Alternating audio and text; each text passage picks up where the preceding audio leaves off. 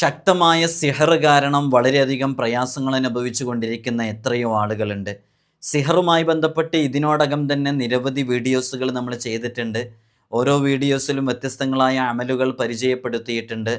ഇന്ന് സിഹർ എത്ര കഠിനമായതാണെങ്കിലും എത്ര പഴക്കമുള്ളതാണെങ്കിലും അത് ബാത്തിലാക്കാനും നമ്മുടെ ജീവിതത്തിൽ സിഹർ, അയിന്, ശൈത്വാനീയത്തിൻ്റെ പ്രശ്നങ്ങൾ പോലെയുള്ള ബുദ്ധിമുട്ടുകൾ സംഭവിക്കാതിരിക്കാനും കാരണമാകുന്ന അത്ഭുതകരമാകുന്ന 2 ആയത്തുകളുണ്ട്. ആ ആയത്ത് ഓതുമ്പോൾ തന്നെ നമുക്കതിൻ്റെ അർത്ഥവും അതിൻ്റെ ആശയവും എല്ലാം കൃത്യമായി മനസ്സിലാക്കാൻ പറ്റും. ആ ആയത്തുകൾ ഇൻഷാ അല്ലാഹ് പരിചയപ്പെടുത്തുന്നുണ്ട്. അതുകൊണ്ടുള്ളൊരു അമല് പറയുന്നുണ്ട്. ആത്മാർത്ഥമായി ചെയ്താൽ നിലവിൽ നമുക്കുള്ള സിഹറും ബാത്തിലാകും. സിഹറുമായി ബന്ധപ്പെട്ടുള്ള ഏത് പ്രതിസന്ധികളെ തൊട്ടും രക്ഷ ലഭിക്കാനും അത് കാരണമാകുന്നതാണ്. അതേപോലെ തന്നെ മറ്റൊരായത്തും കൂടെ ഉണ്ട്. അത് 170 പ്രാവശ്യമാണ് ഓതേണ്ടത്. ആത്മാർത്ഥമായി ചെയ്താൽ നല്ല ഫലം ലഭിക്കും. സുലാസിയായൊരു കളമുണ്ട്, ഒരു നഖ്ഷുണ്ട്. ആ നഖ്ഷ് അത് കൃത്യമായിട്ട് നമ്മളെ ഷർത്തുകളൊക്കെ പാലിച്ച് എഴുതുകയും ആ എഴുതിയത് 40 ദിവസം തുടർച്ചയായിട്ട് ആ എഴുതിയത് കുടിക്കുകയും വേണം. പിന്നീട് യാ ഹഫീലു യാ ഹഫീലു യാ റഖീബു യാ വക്കീൽ എന്ന് പറയുന്ന ഇസ്മുകൾ 11 തവണ 40 ദിവസം ചൊല്ലുകയും ചെയ്യണം. ഇങ്ങനെ ചെയ്തു കഴിഞ്ഞാൽ തീർച്ചയായും ആ സിഹറുമായി ബന്ധപ്പെട്ടിട്ടുള്ള വിഷയം ബാത്തിലായി കിട്ടും എന്നുള്ളത് ഉറപ്പാണ്. ഇൻഷാ അല്ലാഹ് നമ്മൾ ഇന്ന് ആ വിഷയത്തിനെ കുറിച്ചാണ് സംസാരിക്കുന്നത്. വീഡിയോ നിങ്ങൾ പൂർണ്ണമായും കാണണമെന്ന് ഓർമ്മപ്പെടുത്തുകയാണ്. ഒരുപാട് ആളുകൾ പല വിഷയങ്ങളും പല കാര്യങ്ങളും പറഞ്ഞ് ദുആക്ക് ഏൽപ്പിച്ചിട്ടുണ്ട്. ഇൻഷാ അല്ലാഹ് എല്ലാവരുടെയും സിഹർ, അയിന്, ശൈത്വാനീയത്തിൻ്റെ പ്രശ്നങ്ങളൊക്കെ ബാത്തിലാക്കി തരട്ടെ എന്ന് ദുആ ചെയ്യുകയാണ്. ഇൻഷാ അല്ലാഹ് വിഷയത്തിലേക്ക് പ്രവേശിക്കുന്നതിന് മുമ്പ് എല്ലാ ദിവസവും നമ്മൾ സൂചിപ്പിക്കാറുള്ളത് പോലെ തന്നെ നേരിട്ട് കാണാനുള്ള ഡേറ്റ് ചൊവ്വാഴ്ചകളിൽ മാത്രമാണ്. ചൊവ്വാഴ്ച നേരിട്ട് വരാൻ വേണ്ടി ബുക്ക് ചെയ്യാൻ വിളിക്കേണ്ടത് ഞായറാഴ്ച 10 മണിക്കാണ്. ബുക്ക് ചെയ്തതിന് ശേഷം മാത്രം വരിക. പലരും ബുക്ക് ചെയ്യാതെ വരുന്നുണ്ട്. അതുകൊണ്ടാണ് നമ്മൾ എന്നും പറയുന്നത്. ഇത്തരം കാര്യങ്ങളൊക്കെ നമ്മൾ അപ്ഡേറ്റ് ചെയ്യാറ് ഇൻസ്റ്റഗ്രാമിൻ്റെ ID ഡിസ്ക്രിപ്ഷനിലുണ്ട്. ഇൻസ്റ്റഗ്രാമിൽ അപ്ഡേറ്റ് ചെയ്യുമ്പോൾ എല്ലാവർക്കും അത് കാണാൻ സാധിക്കും. വാട്സപ്പിലാവുമ്പോൾ നമ്പർ സേവ് ചെയ്ത് വെച്ചവർക്ക് മാത്രമല്ലേ കാണാൻ സാധിക്കുള്ളൂ. അവിടെ പോയിട്ട് ക്ലിക്ക് ചെയ്താൽ നിങ്ങൾക്കതിൻ്റെ എല്ലാ കാര്യങ്ങളും മനസ്സിലാക്കാൻ സാധിക്കുന്നതാണ്. സിഹറുമായി ബന്ധപ്പെട്ട്, അയിനുമായി ബന്ധപ്പെട്ടിട്ടൊക്കെ നമ്മൾ ഇടയ്ക്കിടയ്ക്ക് വീഡിയോസുകൾ പല വിഷയങ്ങളിലും പറയാറുള്ളതാണ്. എല്ലാ വിഷയങ്ങളും നമ്മൾ സിഹറാണെന്ന് ധരിക്കരുത്, തെറ്റിദ്ധരിക്കരുത് എന്ന് നമ്മൾ പറഞ്ഞിട്ടുണ്ട്. എല്ലാം സിഹറായിക്കൊള്ളണമെന്നില്ല, എല്ലാം സിഹറായിക്കൊള്ളണമെന്നില്ല. അതേപോലെ തന്നെ സിഹറാണ് എന്ന് നമുക്ക് തോന്നിപ്പോകാവുന്ന വിഷയങ്ങളൊന്നും സിഹറായിക്കൊള്ളുന്നില്ല. അതിനർത്ഥം സിഹർ ഇല്ല എന്നല്ല. സിഹർ അത് സംഭവിക്കും. മുത്തുനബി സല്ലല്ലാഹു അലൈഹി വസല്ലം തങ്ങൾക്ക് സിഹർ സംഭവിച്ചതായി നമുക്ക് ഹദീസിൽ നിന്ന് കാണാൻ സാധിക്കുന്നതാണ്. ലബീദ് ബിനുൽ അസ്സം എന്നവരാണ് ഹബീബായ സല്ലല്ലാഹു അലൈഹി വസല്ലം തങ്ങൾക്ക് സിഹർ ചെയ്തത്. അങ്ങനെ അത് ബാത്തിലാക്കിയ രൂപങ്ങളും അതിനു വേണ്ടി ഇറക്കപ്പെട്ട സൂറത്തുകളൊക്കെ നമുക്കറിയാം. നമ്മുടെ ജീവിതത്തിലും നമ്മുടെ കുടുംബത്തിലും ഇതുപോലെ സിഹറുമായി ബന്ധപ്പെട്ട, അയിനുമായി ബന്ധപ്പെട്ട പ്രയാസങ്ങളും പ്രതിസന്ധികളൊക്കെ വന്നേക്കാം. അത്തരം പ്രതിസന്ധികളും പ്രയാസങ്ങളൊക്കെ വരുമ്പോൾ അതിനെ തൊട്ട് നമുക്ക് കാവൽ നൽകപ്പെടാൻ കാരണമാകുന്ന വളരെ സവിശേഷമേറിയ 2 ആയത്തുകളും പ്രത്യേകമായിട്ടുള്ളൊരായത്തും ചില കളങ്ങളൊക്കെയാണ് പരിചയപ്പെടുത്തുന്നത്. നിങ്ങളിത് പകർത്തുകയാണെങ്കിൽ ഒരിക്കലും ഇത്തരം പ്രതിസന്ധികൾ നിങ്ങളുടെ ജീവിതത്തിൽ ഉണ്ടായിരിക്കില്ല. എല്ലാത്തിനുമുപരി വിശുദ്ധ ഖുർആനുമാണ്. വിശുദ്ധ ഖുർആനിൻ്റെ മാസ്മരിക വചനങ്ങൾ നമ്മുടെ ഹൃദയത്തോട് ചേർത്ത് വെക്കുമ്പോൾ തീർച്ചയായും അതിൻ്റെ ഒരു ഫലം നമുക്ക് അനുഭവിച്ചറിയാൻ സാധിക്കുമെന്നുള്ളതാണ്. ഒരു വലിയ മഹാന് ഒഴിഞ്ഞ സ്ഥലത്തിരുന്ന്, ആളൊഴിഞ്ഞ സ്ഥലത്തിരുന്ന് വളരെ ആത്മാർത്ഥമായിട്ട് ഇത്തരം വിഷയങ്ങളെക്കുറിച്ച് അറിയാൻ വേണ്ടി ശ്രമിക്കുകയും അങ്ങനെയാണ് ജിന്നു ചക്രവർത്തിയായ വഹ്മൂഷ് അവരുടെ മുമ്പിൽ വന്ന് പ്രത്യക്ഷപ്പെട്ട് സിഹർ കൊണ്ടുള്ള പ്രയാസങ്ങളും അതുണ്ടായാൽ എങ്ങനെയാണ് മനസ്സിലാക്കുന്നത്, അതിലെ ദ്രോഹങ്ങൾ എന്തൊക്കെയാണ്, അതെങ്ങനെയാണ് ഒഴിവാക്കേണ്ടത് എന്നതിനെക്കുറിച്ച് സംസാരിക്കുന്നത്. നമ്മൾ ആ വിഷയത്തിനെക്കുറിച്ച് മുമ്പ് സംസാരിച്ചിട്ടുണ്ട്. ഇന്ന് ജസ്റ്റ് അതൊന്ന് സൂചിപ്പിച്ച് പോവുകയും ചെയ്യുന്നുണ്ട്. നിങ്ങളത് മനസ്സിലാക്കണം. അപ്പോൾ നമ്മൾ പറഞ്ഞതിൻ്റെ ആകെ തുക എന്ന് പറയുന്നത് എല്ലാം സിഹറാണെന്ന് ധരിക്കരുത്. നമുക്കൊരു തലവേദനയുണ്ടാകുമ്പോഴേക്ക്, ഒരു പനി ഉണ്ടാകുമ്പോഴേക്ക്, നമ്മുടെ മക്കളുടെ ജോലി നഷ്ടപ്പെടുമ്പോഴേക്ക്, ഒന്നിനു പിറകെ ഒന്നൊന്നായിട്ടുള്ള പ്രശ്നങ്ങൾ വരുമ്പോഴേക്കൊന്നും അത് സിഹറാണെന്ന് ധരിച്ചേക്കരുത്. അത് ചിലപ്പോൾ അതിൻ്റെ വിധി അങ്ങനെ ആയിരിക്കാം, കാരണങ്ങളൊക്കെ അങ്ങനെ ആയിരിക്കാം. പക്ഷേ ചില കാര്യങ്ങളൊക്കെ പിന്നിൽ ഇത്തരം സിഹർ, അയിനുമായി ബന്ധപ്പെട്ട പ്രശ്നങ്ങളൊക്കെ സംഭവിച്ചേക്കാം. അതാണ് നമ്മൾ മനസ്സിലാക്കേണ്ടതും. അത്തരം പ്രശ്നങ്ങളൊക്കെ നമ്മുടെ ജീവിതത്തിലേക്ക് വരാതിരിക്കാൻ എപ്പോഴും നമ്മൾ പറയാറുള്ളത് പോലെ തന്നെ കരുത്തുള്ളവരാവുക എന്നുള്ളതാണ്. നല്ല കരുത്തുള്ളവരാവുക, എപ്പോഴും പവർഫുള്ളായിട്ടുള്ള ആളുകളായി മാറുക. അങ്ങനെയാകുമ്പോൾ അത്തരം വിഷയങ്ങളിൽ നിന്നൊക്കെ നമുക്ക് വലിയ സലാമത്ത് ലഭിക്കും. ഒരാൾ എന്തെങ്കിലും ഒരു കുതന്ത്രം, എന്തെങ്കിലും ഒരു ചതിപ്രയോഗം, സിഹറുമായി ബന്ധപ്പെട്ട വിഷയങ്ങൾ ചെയ്യുമ്പോൾ നമുക്ക് ഫലിക്കില്ല. ഇപ്പോൾ നമ്മളൊക്കെ പല സന്ദർഭങ്ങളിലും ഈ സിഹറുമായി ബന്ധപ്പെട്ട് കുഴിച്ചിട്ടതൊക്കെ കാണുന്ന സമയത്ത് അതൊക്കെ ഒരാളെ നശിപ്പിക്കാൻ വേണ്ടിയിട്ടുള്ള എഴുത്തുകളൊക്കെ അതിൽ എഴുതി വെച്ചത് നമ്മളുടെ ശ്രദ്ധയിൽപ്പെട്ടിട്ടുണ്ട്. അതായത് അങ്ങനെയൊക്കെ ചെയ്യുന്ന എത്രയോ ആളുകളുണ്ട്, നിഷ്ഠൂരമായ ക്രൂരന്മാരായ വ്യക്തികൾ. അവരത് ചെയ്യുന്നത് ഇരുളിൻ്റെ മറവിലാണ്.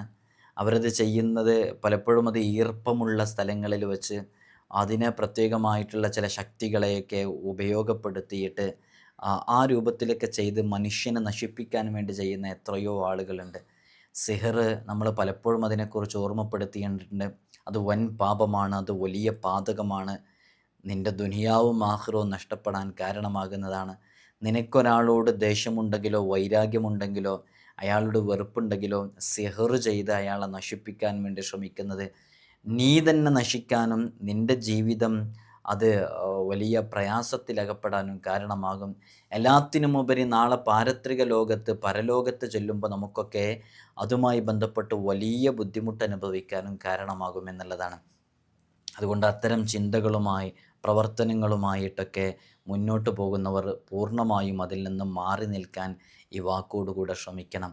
നമുക്കൊരാളോട് ദേഷ്യമുണ്ട്, അത് അന്യായമായിട്ടല്ല, കാരണമുണ്ട്, നമ്മെ വല്ലാതെ ശല്യപ്പെടുത്തുന്നുണ്ട്, ബുദ്ധിമുട്ടാക്കുന്നുണ്ട്. എന്നാൽ നമുക്ക് അള്ളാഹുവിനോട് ദുആ ചെയ്യാം, ഈ വിഷയത്തിൽ നിന്നും എനിക്ക് റാഹത്തും സന്തോഷവും സമാധാനവും സലാമത്തും നൽകണേന്ന്. അതല്ലാതെ നീ അതുമായി ബന്ധപ്പെട്ടിട്ട് നിൻ്റെ കൂടപ്പിറപ്പിനെയോ നിൻ്റെ കുടുംബത്തിലുള്ളവരെയോ ഒന്നും നശിപ്പിക്കാൻ നിൽക്കരുത്. ഇനി ഇതുമായി ബന്ധപ്പെടുത്തി പറയാനുള്ള മറ്റൊരു കാര്യം, ഇത്തരം സിഹറുണ്ട് എന്ന് കേൾക്കുമ്പോഴേക്ക് സിഹർ ബാത്തിലാക്കാൻ വേണ്ടിയിട്ട് ഇതര മതങ്ങളിലെ ആചാരങ്ങളിലേക്ക് പ്രവേശിക്കുന്നവരുണ്ട്. അവരോട് ഓർമ്മപ്പെടുത്താനുള്ളത്, അത് നമുക്ക് താൽക്കാലികമായിട്ട് ഒരാശ്വാസം നൽകി എന്ന് തോന്നിക്കുമെങ്കിലും, യഥാർത്ഥത്തിൽ നൽകില്ല, തോന്നിക്കുമെങ്കിലും പൂർണ്ണമായിട്ട് അതിൽ നിന്ന് രക്ഷ ലഭിക്കാൻ നമുക്കാകില്ല എന്നുള്ളത് പറയണം. കാരണം ഇതര മതങ്ങളുമായി ബന്ധപ്പെട്ട പൂജാതി കർമ്മങ്ങളിലേക്ക് ഇറങ്ങുമ്പോൾ അതുമായി ബന്ധപ്പെട്ടുള്ള ചില മൂർത്തി ഭാവങ്ങളുമായി ബന്ധപ്പെട്ടുള്ള പ്രവർത്തനങ്ങളാണ് നടക്കുക, പൂജകളാണ്, അമലുകളാണ് നടക്കുക. അപ്പോൾ അത്തരം വിഷയങ്ങൾ നമുക്ക് വേണ്ടി ചെയ്യുമ്പോൾ അവിടെ ഒരു വൈരുദ്ധ്യാത്മകത വരികയും അവിടെ യഥാർത്ഥത്തിൽ അത് താൽക്കാലികമായിട്ട് നമുക്ക് രക്ഷ ലഭിക്കുമെങ്കിലും പിന്നീട് അത് നമ്മുടെ ജീവിതത്തിൽ വലിയ ബുദ്ധിമുട്ടുണ്ടാക്കും. അത് പല വിഷയങ്ങളും തിരിച്ചടിക്കാനും പല വിഷയങ്ങളിലും തകർച്ചയുണ്ടാകാനും കാരണമാകും. ഇതൊക്കെ നമ്മുടെ അടുക്കൽ വരുന്ന എത്രയോ കേസുകളിലുള്ള അനുഭവങ്ങളുടെ വെളിച്ചത്തിൽ പറയുകയാണ്. അതേപോലെ തന്നെ ചില ആളുകൾ ഇത്തരം സിഹറുമായി ബന്ധപ്പെട്ടതാണ് എന്ന് മനസ്സിലാക്കിയിട്ട് അത് ബാത്തിലാക്കുന്നതുമായി ബന്ധപ്പെട്ട് ഭീമമായ തുക ചെലവഴിച്ച് അത് ബാത്തിലാക്കാൻ വേണ്ടി ഇരിക്കുകയും അങ്ങനെ അത് ബാത്തിലാകാതെ പോവുകയും ചെയ്ത് ക്യാഷും നഷ്ടപ്പെട്ട്, ആദ്യം സിഹറിൻ്റെ പ്രശ്നം മാത്രമാണ് ഉണ്ടായിരുന്നത്, ഇപ്പോൾ സിഹറും കടബാധ്യതയും വന്ന് അങ്ങനെ ചൂഷണം ചെയ്യുന്ന ചൂഷകരിലൊക്കെ അകപ്പെട്ടിട്ടുള്ള എത്രയോ ആളുകളുണ്ട്. അവരോട് ഓർമ്മപ്പെടുത്താനുള്ളത്, നമ്മൾ ചെയ്യുന്നതിൽ വെച്ച് ഏറ്റവും ശക്തമായ അമൽ, ഏറ്റവും പവർഫുള്ളായിട്ടുള്ള അമൽ അത് നിങ്ങൾ ചെയ്യുന്നത് പോലെയുള്ള അമലുകളൊന്നുമല്ല. അത് വിശുദ്ധ ഖുർആന് കൊണ്ടുള്ള അമലാണ്. വിശുദ്ധ ഖുർആനിൻ്റെ മാസ്മരിക വചനങ്ങളെ കൊണ്ട് ചെയ്യുന്ന അമലാണ്. അതിനേക്കാളും പവർഫുള്ളായിട്ടുള്ള ഒന്നുമില്ല തന്നെ. അതുകൊണ്ട് നിങ്ങൾ ആത്മാർത്ഥമായിട്ട് നല്ല ഒരാളുടെ അടുക്കൽ ചെന്ന് നിങ്ങൾ അവരോട് നിങ്ങളുടെ വിഷയം പറയുമ്പോൾ അവർ വിശുദ്ധ ഖുർആനിൽ നിന്നോ പരിശുദ്ധമായ ഹദീസിൽ നിന്നോ അസ്മാഉൽ ഹുസ്നയിൽ നിന്നോ അതുമായി ബന്ധപ്പെട്ട ഏതെങ്കിലും കളങ്ങളൊക്കെ നിങ്ങളുടെ കയ്യിൽ തന്നിട്ട് അത് ചൊല്ലാനും അത് പതിവാക്കാനും പറയുമ്പോൾ നിങ്ങൾക്ക് ലഭിക്കുന്ന സമാധാനവും സന്തോഷവും എത്രയോ ലക്ഷങ്ങൾ ചെലവഴിച്ച് സിഹർ ബാത്തിലാക്കിയാൽ കിട്ടുന്ന സന്തോഷത്തിൻ്റെ പകരം വെക്കാനാകില്ല. അങ്ങനെ ബാത്തിലാക്കുന്നതിനേക്കാളും വളരെ പെട്ടെന്ന് ഇത്തരം വിഷയങ്ങൾ ബാത്തിലായി കിട്ടുകയും ചെയ്യുമെന്നും ഓർമ്മപ്പെടുത്തുകയാണ്. കാരണം ഇത് കലാമുള്ളയാണ്, അള്ളാൻ്റെ കലാമാണ്, വിശുദ്ധ ഖുർആനാണ്. ഇത് ചെയ്യേണ്ടത് നിങ്ങൾ തന്നെയാണ്. അതുകൊണ്ട് ജീവിതത്തിൽ ഫലം ലഭിക്കുമെന്നുള്ളതാണ്. അപ്പോൾ വഹ്മൂഷ് ചക്രവർത്തി, ആ ചക്രവർത്തിയുടെ മുമ്പിൽ ഒരു വലിയ മഹാനിരുന്ന് ഇങ്ങനെ ഇതുമായി ബന്ധപ്പെട്ട വിഷയങ്ങൾ അറിയാൻ തുനിഞ്ഞപ്പോൾ അവർക്ക് ലഭിച്ച ചില വിവരങ്ങളാണ് നമ്മളിതിൽ ഉൾപ്പെടുത്തുന്നത്. ഇതിൻ്റെ അവസാന ഭാഗത്ത് ഇൻഷാ അല്ലാഹ് നമ്മൾ ആ സിഹർ ബാത്തിലാക്കുന്നതുമായി ബന്ധപ്പെട്ട ആയത്തുകളെക്കുറിച്ചും കളങ്ങളെക്കുറിച്ചൊക്കെ പറയുകയും ചെയ്യുന്നുണ്ട്. അതിലൊന്നാമത്തത്, സന്തോഷകരമായ ജീവിതം നയിച്ചു കൊണ്ടിരിക്കുന്ന ദമ്പതികൾ തമ്മിൽ കലഹിക്കുന്നു, ഭാര്യയോട് ഭർത്താവിന് വെറുപ്പുണ്ടാകുന്നു എന്നുള്ളതാണ്. ഒരു പ്രശ്നങ്ങളും പ്രതിസന്ധികളും ഇടയ്ക്ക് വരുന്നില്ല. സന്തോഷദായകമായ ജീവിതമാണ് മുന്നോട്ട് പോയിക്കൊണ്ടിരിക്കുന്നത്. പക്ഷെ അതിനിടയ്ക്ക് അവിചാരിതമായിട്ട് നമ്മളൊന്നും പ്രതീക്ഷിക്കാത്ത രൂപത്തിൽ നമുക്ക് ഭർത്താവിന് ഭാര്യയോടൊരു വെറുപ്പുണ്ടാകുന്ന സാഹചര്യം, ചെറിയ ചെറിയ വിഷയങ്ങൾക്ക് വരെ വലിയ വിഷയമാക്കി ഊതി വീർപ്പിച്ച് അതിൽ തന്നെ മണിക്കൂറുകളോളം തർക്കിച്ചു കൊണ്ടിരിക്കുന്നു. രണ്ടിലൊരാൾ കരയുന്നു, അല്ലെങ്കിൽ അത് വിഷമത്തിലേക്കെത്തുന്നു, പരസ്പരം അങ്ങോട്ടും ഇങ്ങോട്ടും കുടുംബത്തിലേക്കെത്തുന്നു. ഒരാൾ അപരൻ്റെ ഉപ്പയെയും ഉമ്മയെയും ഒക്കെ ചേർത്തിയിട്ട് പറയുന്നു. ഭർത്താവാണെങ്കിൽ ഭാര്യയുടെ കുടുംബത്തിലുള്ള അവരുടെ സഹോദരന്മാരെയും അവരുടെ കുടുംബാംഗങ്ങളെയൊക്കെ ചേർത്തിയിട്ട് ഈ വിഷയം വലുതാക്കിയെടുക്കുന്നു. ഇത്തരമൊരു സാഹചര്യം ഉണ്ടാകുമ്പോൾ അത് സിഹറിൻ്റെ ഇനങ്ങളിൽപ്പെട്ട കപ്പിൾസിനിടയിൽ, ഭാര്യ ഭർത്താക്കന്മാർക്കിടയിൽ ഉണ്ടാകുന്ന ഒരു ഇനമുണ്ട്, സിഹ്ർ തഫ്രീഖ് എന്ന് പറയും. ആ ഇനത്തിൽപ്പെട്ടതാണോ എന്ന് ആലോചിക്കേണ്ട സമയമാണ്. ഇങ്ങനെ കൂടുതൽ നീണ്ടുപോവുകയാണെങ്കിൽ ഇങ്ങനെയൊക്കെ ഒരു തടസ്സം അതിന് പിന്നിലുണ്ടായേക്കാം. അതാണ് എന്നല്ല പറയുന്നത്, ഉണ്ടായേക്കാം. അപ്പോൾ അതിന് നമ്മൾ ഈ പറയുന്ന ആയത്തുകൾ പോലെയുള്ളതൊക്കെ നമ്മുടെ ജീവിതത്തിലേക്ക് പകർത്തുക. ഭാര്യ സ്വന്തം ഭർത്താവിനെ വെറുക്കുന്നു, അതായത് അവർ സ്വന്തം ഭർത്താവിനെ നികൃഷ്ട ജീവികളോടൊക്കെ ഉപമപ്പെടുത്തുന്നത് പോലെ, വെറുക്കപ്പെടുന്ന ജീവികളോടൊക്കെ ഉപമപ്പെടുത്തുന്ന രൂപത്തിൽ വരെ വെറുക്കാൻ കാരണമാകുന്നു. നന്നായിട്ട് സമ്പത്ത് ചെലവഴിക്കുന്നു, നല്ല രൂപത്തിൽ കാര്യങ്ങളിലേക്കൊക്കെ ഇടപെട്ടുകൊണ്ടിരിക്കുന്നു, അങ്ങനെ എല്ലാ രൂപത്തിലും അനുകൂലമായി ജീവിച്ചു കൊണ്ടിരിക്കുന്ന ഹസ്ബൻഡാണ്. ആ ഹസ്ബൻഡിനെ ഭാര്യയ്ക്ക് വെറുതെ വെറുപ്പുണ്ടാകുന്നു, അകൽച്ച ഫീൽ ചെയ്യുന്നു. ഇതൊക്കെ ശരിക്കും സിഹർ തഫ്രീഖുമായി ബന്ധപ്പെട്ട് കിടക്കുന്ന വിഷയമാണ്. സിഹറിൻ്റെ ഇനങ്ങൾ ഒരുപാടുണ്ട്, അതിൽപ്പെട്ട ഒരു ഇനമാണ് സിഹർ തഫ്രീഖ് എന്ന് പറയുന്നത്. അതേപോലെ തന്നെ പെൺമക്കളുടെ വിവാഹം തടസ്സപ്പെടുക, കാണാൻ വരുന്നവരൊക്കെ കുട്ടിയെ ആദ്യം ഇഷ്ടപ്പെട്ടു പോകുന്നു, എല്ലാ കാര്യങ്ങളും അനുകൂലമാകുന്നു, അവസാന സമയത്തേക്ക് ഒരു കോണ്ടാക്റ്റ് ഇല്ലാതെ രൂപത്തിലേക്ക് എത്തുന്നു. അല്ലെങ്കിൽ ഇതിൻ്റെ മറ്റൊരു രൂപത്തിൽ കാണാം, ഇത് വെറുക്കുന്നൊരു രൂപത്തിലേക്ക് എത്തുന്നു, കാണുന്നവർക്കൊന്നും ഇഷ്ടപ്പെടാത്തൊരു സാഹചര്യം ഉണ്ടാകുന്നു. എന്നാൽ ഇഷ്ടപ്പെടാനുള്ള സാഹചര്യങ്ങളാണ് നിലവിലുള്ളത്. ഇത്തരം തടസ്സം നമ്മുടെ പെൺമക്കൾക്ക് വരികയാണെങ്കിൽ അത് നമ്മുടെ കുടുംബത്തിലുള്ള ചെറിയ തടസ്സങ്ങൾ, ഇത്തരം തടസ്സങ്ങൾ അതിന് പിന്നിലുണ്ടായേക്കാം എന്നുള്ളതാണ്. അതേപോലെ തന്നെ നമ്മൾ മനസ്സിലാക്കുന്നത്, ഈ പെൺമക്കളുടെ വിവാഹവുമായി ബന്ധപ്പെട്ടുള്ള ആലോചനകൾ വരാതിരിക്കുക എന്നുള്ളത്. നമ്മുടെ അടുത്തുള്ള വീടുകളിലേക്ക് വരുന്നു, ആദ്യമൊക്കെ നന്നായിട്ട് വന്നിരുന്നു, ഇപ്പോൾ തീരെ വരുന്നില്ല. വരാത്തൊരു സാഹചര്യം ഉണ്ട് എങ്കിൽ അതൊരു പക്ഷേ സിഹറുമായി ബന്ധപ്പെട്ടതായേക്കാം. സിഹറുമായി ബന്ധപ്പെട്ട തടസ്സങ്ങൾ നീക്കാൻ വിശുദ്ധ ഖുർആനിനേക്കാളും ഫലപ്രദമായ മറ്റൊരു മെഡിസിൻ ഇല്ല.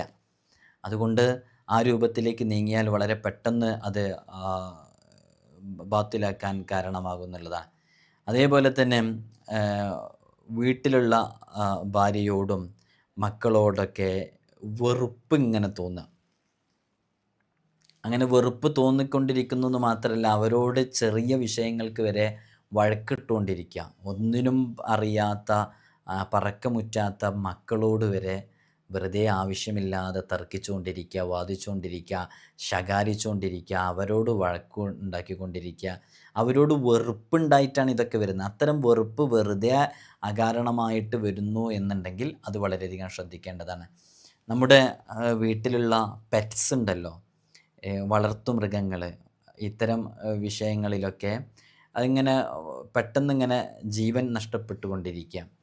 ഈ ആട്, പശു പോലെയുള്ളതാണെങ്കിൽ അതിൻ്റെ പാല് അത് ഇടയ്ക്കിടയ്ക്ക് ഇങ്ങനെ കുട്ടികൾക്ക് പോലും കൊടുക്കാൻ പറ്റാത്ത രൂപത്തിൽ കുറഞ്ഞു പോകുക, അങ്ങനെ കുട്ടികൾ മരണപ്പെടുക.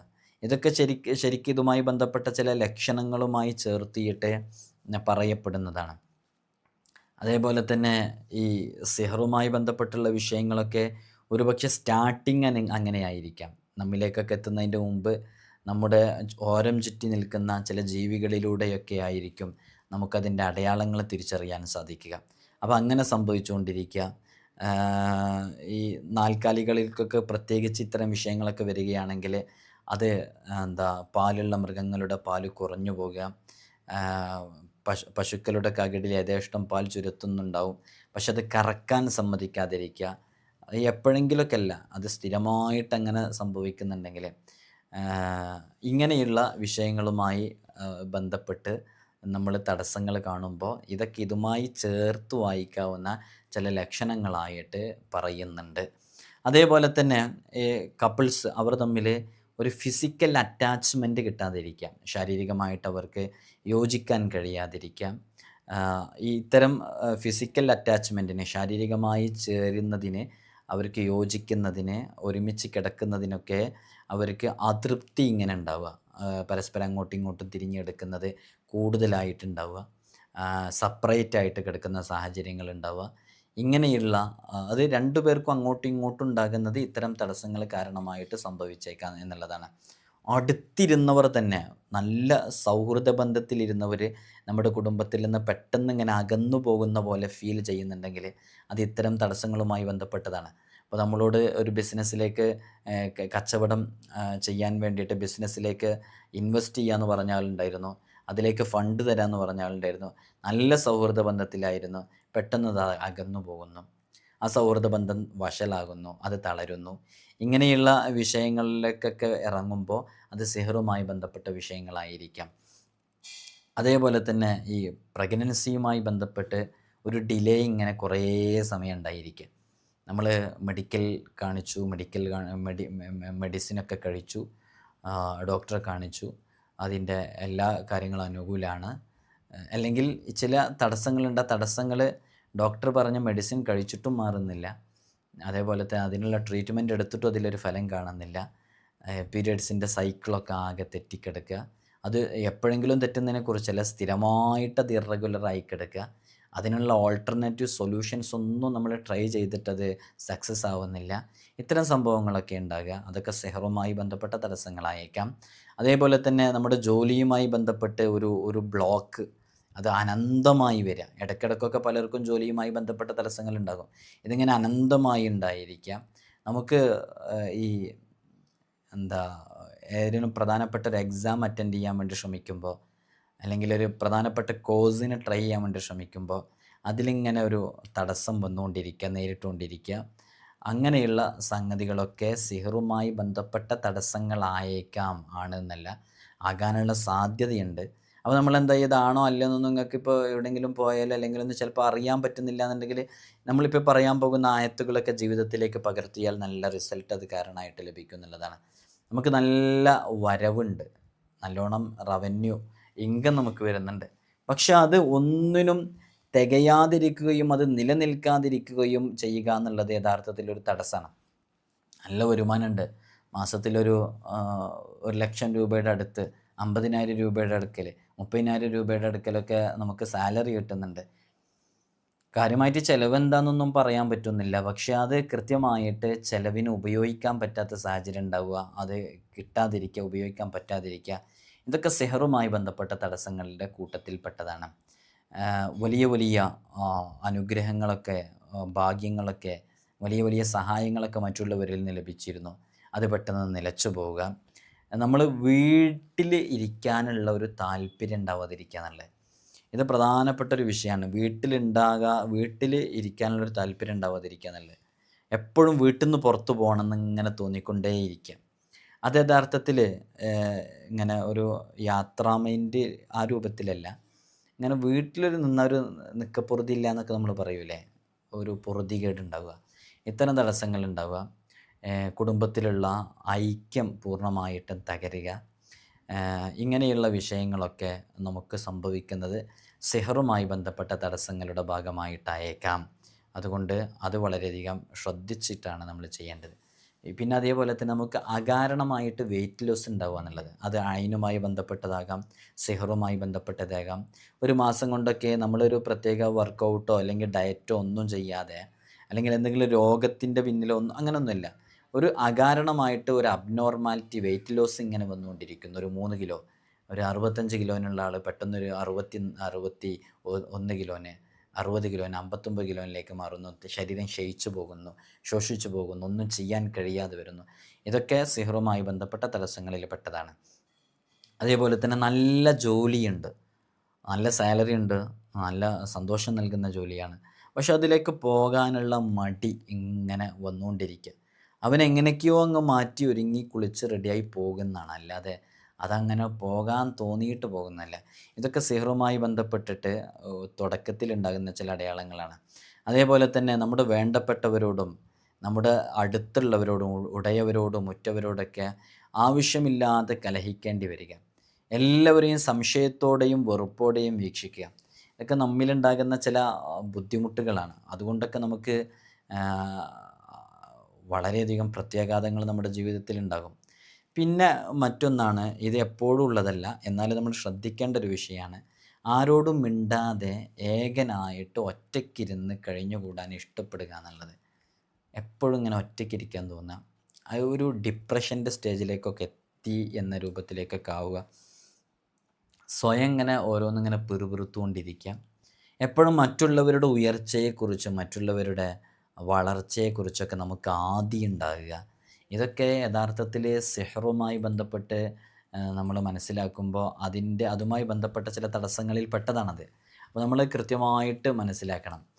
ഈ വഹ്മൂഷ് എന്ന് പറയുന്ന ജിന്നുകളിൽപ്പെട്ട ആ ഒരു ചക്രവർത്തി യഥാർത്ഥത്തിൽ ഇത്തരം കാര്യങ്ങളൊക്കെ ഇങ്ങനെ ആ വലിയ മഹാന് പറഞ്ഞു കൊടുത്തതാണ്. ഈ വിഷയങ്ങളൊക്കെ ഇങ്ങനെ കുറച്ചും കൂടി ഡീറ്റെയിൽഡ് ആയിട്ടുണ്ട്. ഞാനതിൽ നിന്ന് ചെറിയ ചില ഭാഗങ്ങൾ മാത്രമേ പറഞ്ഞിട്ടുള്ളൂ. അപ്പോൾ ഇത്തരം വിഷയങ്ങളൊക്കെ നമ്മൾ മനസ്സിലാക്കണം, എങ്ങനെയാണ് ഇതിൻ്റെ തടസ്സങ്ങൾ വരുന്നതെന്നൊക്കെ. അപ്പോൾ അങ്ങനെ മനസ്സിലാക്കിയിട്ട് അതിനുള്ള പരിഹാരത്തിലേക്ക് ഇറങ്ങണം. എന്നാൽ എല്ലാ ദിവസവും ഹദ്ദാദ് റാത്തീബ് ചെല്ലുന്ന എത്രയോ ആളുകളുണ്ട്. അവർക്കൊന്നും തടസ്സങ്ങൾ പൊതുവേ വരില്ല. കാരണം അതിൽ അത്രയും അത്ഭുതങ്ങളായ ദിക്റുകളുടെയും ആയത്തുകളുടെയും സമാഹാരമാണ്. അപ്പോൾ ഹദ്ദാദ് റാത്തീബ് ജീവിതത്തിൽ പതിവാക്കുക. വിറുദുൽ ലത്തീഫ് പതിവാക്കാൻ പറ്റുന്നുണ്ടെങ്കിൽ പതിവാക്കുക. നമ്മുടെ മജ്ലിസിൽ നമ്മൾ വിറുദുൽ ലത്തീഫ് എല്ലാ ദിവസവും ചൊല്ലാറുള്ളതാണ്. അതേപോലെ തന്നെ നമ്മൾ സിഹ്ർ ബാത്തിലാക്കാൻ വളരെയധികം സഹായകമാകുന്ന അത്ഭുതകരമായ 2 ആയത്തുകളുണ്ട്. ഒരുപാട് ആയത്തുണ്ട് സിഹർ ബാത്തിലാക്കാൻ. ഈ ആയത്തിന് വലിയ മഹത്വം സിഹർ ബാത്തിലാക്കുന്നതുമായി ബന്ധപ്പെട്ട് ഞാനൊരു ഡിസ്പ്ലേയിൽ കാണിക്കുന്നുണ്ട്. നിങ്ങൾക്കത് സ്ക്രീനിൽ ശരിക്ക് കാണുന്നുണ്ടോ എന്നുള്ളത് നിങ്ങൾ നോക്കുക. അല്ലെങ്കിൽ നമ്മളിത് ഇൻസ്റ്റയുടെ ബ്രോഡ്കാസ്റ്റ് ലിസ്റ്റിൽ നിങ്ങൾക്കിത് സ്ക്രീൻഷോട്ട് എടുത്താൽ ക്ലിയർ കുറയും. അപ്പോൾ നമ്മൾ ഇൻസ്റ്റഗ്രാമിൻ്റെ ബ്രോഡ്കാസ്റ്റ് ലിസ്റ്റിൽ നമ്മളിത് അപ്ലോഡ് ചെയ്യുന്നുണ്ട്. അവിടുന്ന് നിങ്ങൾക്ക് സേവ് ചെയ്താൽ എൻ്റെ അടുത്തുള്ള അതേ ക്ലാരിറ്റിയിൽ നിങ്ങൾക്ക് കിട്ടും. ഇതിലുള്ള ആയത്ത് എന്ന് പറഞ്ഞാൽ സൂറത്ത് യൂനുസിലെ 80-81 ആയത്തുകളാണ്. ഈ ആയത്ത് നിങ്ങൾ മനസ്സിലാക്കി വെക്കുക. ഫലമ്മ ജാഅ അസ്സഹറത്തു ഖാല ലഹും മൂസ അൽഖൂ മാ അൻതും മുൽഖൂൻ ഫലമ്മ അൽഖൗ ഖാല മൂസ മാ ജിഅ്തും ബിഹി സിഹർ ഇന്നല്ലാഹ സയുബ്തിലുഹു ഇന്നല്ലാഹ ലാ യുസ്ലിഹു അമലൽ മുഫ്സിദീൻ.